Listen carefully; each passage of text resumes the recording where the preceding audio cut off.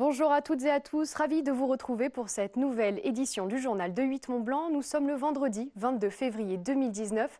Voici les titres que nous allons développer dans le journal ce soir. Va-t-il y avoir un tram à Annecy? Le projet est à l'étude dans le cadre de la liaison ouest du lac d'Annecy. Alors que le transport ferré avait été écarté du projet, cette annonce en a étonné plus d'un. On fait le point dans ce journal avec un reportage de Fanette Debuisson. On en trouve dans de plus en plus de stations. Les snowparks font le bonheur des vacanciers à la recherche de sensations fortes. Juliette Vincent-Seigné est allée à la rencontre de ceux qui œuvrent dans l'ombre pour façonner les bosses et les tremplins à Méribel. Mais avant de développer les titres, un mot de sport. Alexis Pinturo s'est imposé ce vendredi dans l'épreuve du combiné à Bansko, en Bulgarie. Le skieur de Courchevel remporte la Coupe du monde de la discipline. Bravo à lui. Tout au long de l'année 2018, l'agglomération Annecy a organisé une consultation publique pour échanger sur l'avenir du territoire à l'horizon 2050. Un projet présenté il y a quelques semaines sous forme de 90 objectifs. Parmi eux, le lancement d'une étude sur la réalisation d'un tram. Une annonce qui en a étonné plus d'un alors que le transport ferré avait pour le moment été écarté du projet de liaison ouest du lac d'Annecy. On fait le point avec Fanette Debuisson. Un oui à l'unanimité. Le 7 février, les élus du Grand Annecy ont tous dit oui au lancement d'une étude préopérationnelle pour la réalisation d'un tramway dans l'agglomération. C'est l'objectif 33 du projet de territoire 2050 qui en compte 90. L'étude devrait durer 18 mois. Une annonce qui intervient alors que de nombreuses voix se sont élevées au cours des derniers mois pour la construction d'une ligne de tram sur les bords du lac. C'est deux choses différentes, mais ça pourra se rejoindre. L'enjeu pour l'agglomération d'Annecy, c'est d'avoir un mode de transport en commun lourd qui correspond aujourd'hui à la taille de cette ville. Ce n'était pas possible avant la fusion de la ville d'Annecy et avant l'agrandissement de l'agglo. Les lignes de bus iront plus loin, les lignes de tramway resteront bien sûr en allant sur les extérieurs. On sent bien qu'il va falloir aller se brancher du côté de Sénaux, être pas très loin de l'autoroute avec un grand parc relais pour que les gens puissent venir tranquillement en bus. On sent bien qu'il faudra qu'il y ait quelque chose à l'autre bout sur les Glaisins parce qu'il y a également le campus universitaire et puis un grand parc relais pour tous ceux qui vont et viennent des Aravis et que ça passera par la gare. Et on sait bien aussi qu'il y aura probablement une ligne en direction de Cran, Métais et Pagny et puis la ligne des bords du lac qui viendra bien sûr compléter le projet du tunnel. Et là, il reste à choisir les tracés. Cette étude-là va nous dire tout ça. Unanimité ?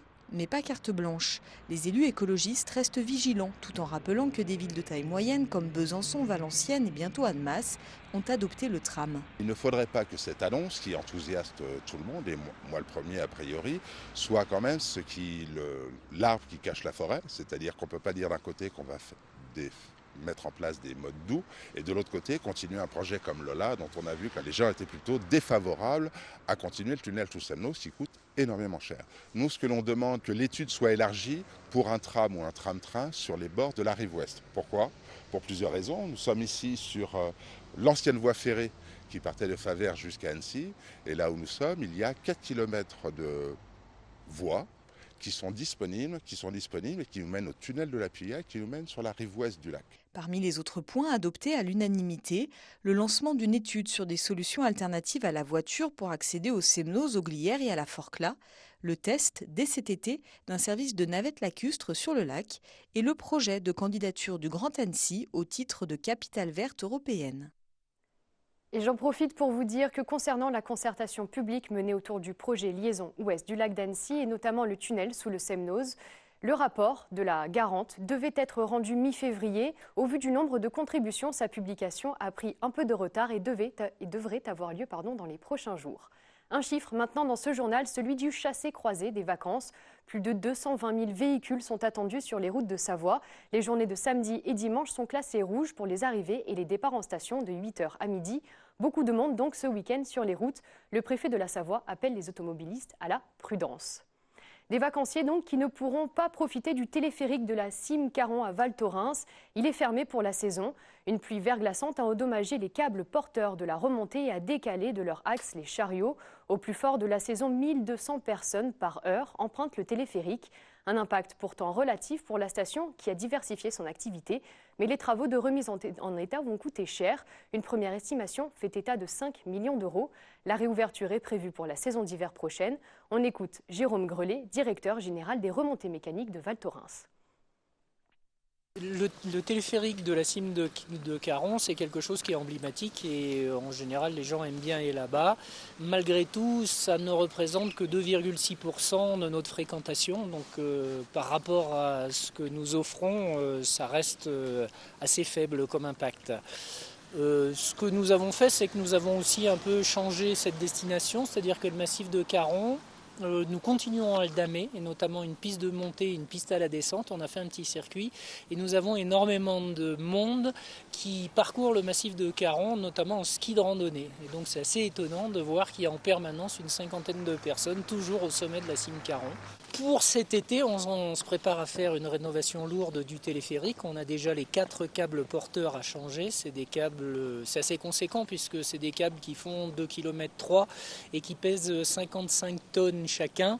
Donc on va passer dans de la très grosse mécanique et puis on va en profiter pour faire une rénovation complète mécanique et électrique de l'appareil.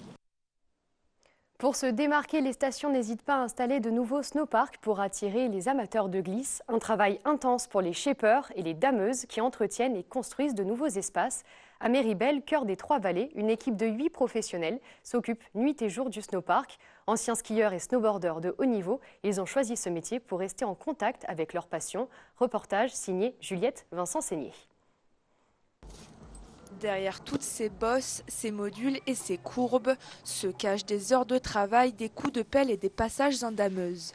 Si le snowpark de Méribel attire autant de riders en quête de sensations fortes, c'est bien grâce aux petites mains des shapers de la station. Une journée de travail, elle peut être diverse et variée. C'est pour ça que c'est des métiers passion, c'est des métiers qu'on adore parce qu'il peut y avoir autant de la construction que de l'entretien de certains modules. On peut être en préparation événement. Ça peut être aussi la tempête et à ce moment-là, il faut tout déneiger et tout repréparer. Donc c'est vrai que les journées ne sont pas monotones et elles commencent tôt le matin et on ne sait jamais quand est-ce qu'elles se terminent. Et justement, ces derniers jours à Méribel, la tempête n'a pas épargné le snowpark. Pour Alex et Théo, il faut remodeler certains espaces et sculpter les tremplins. On est en train de préparer un module qui sera ouvert demain, qu'on a refait cette nuit, parce qu'avec la tempête des jours précédents, il a fallu qu'on enlève la neige, qu'on sorte toutes nos boxes et qu'on remette tous ces modules en place. On est en train de finir de faire propre sur l'ensemble de la zone. L'entretien des modules doit se faire tous les jours. Et pas question d'en oublier un, car le lendemain, ce serait la chute assurée. La neige est dégradée avec le passage des skieurs et le fait qu'ils freinent à l'intérieur. Ça met la neige sur les côtés et il faut remettre tous les jours, tous les soirs de niveau pour qu'il n'y ait pas de danger et pas de trous notamment. Le soleil se couche sur la station. Les dameurs prennent donc le relais. Ce soir, ils sont 2 pour faire vivre le snowpark.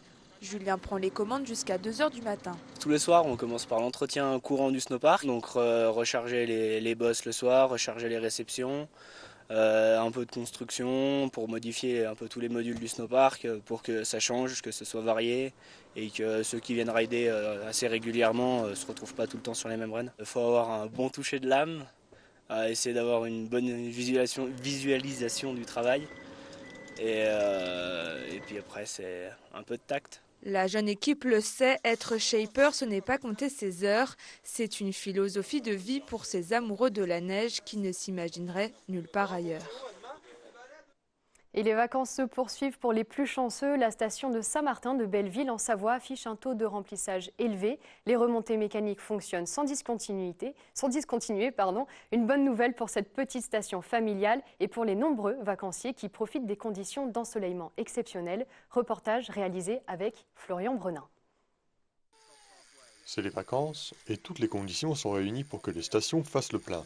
Principalement français et anglais sont venus passer leur congé dans la station de Saint-Martin de Belleville en Savoie.